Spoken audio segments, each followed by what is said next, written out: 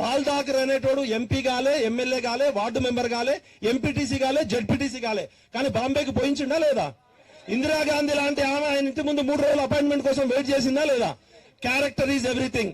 If you have character, వాడు ముఖ్యమంత్రి, ప్రధానమంత్రి, అమృత అధ్యక్షుడు, ఎవరైనా కానీ ఇక్కడ కూర్చున్న 40 లక్షల మంది నిరుద్యోగుల గొంతుకగా, వృద్ధుల తమ్ముడుగా చెప్తున్నా, రేవంత్ రెడ్డి నువ్వు 17 నెలలైంది. 17 నెలలు ఇంటూ 30 అంటే దాదాపు 510 రోజులు, అంతకుముందు ఒక 20 రోజులు, దాదాపు 17 నెలల్లో 17 సెకండ్ల టైం కూడా నిరుద్యోగులకు ఇచ్చిండు ఆయన.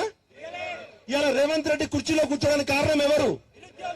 నిరుద్యోగులు, విద్యార్థుల త్యాగాలతో వచ్చిన కాంగ్రెస్ పార్టీ 17 సెకండ్లు కూడా నిరుద్యోగులకు టైం ఇవ్వలేదంటే నిరుద్యోగులను అవమానించినట్టా కాదా?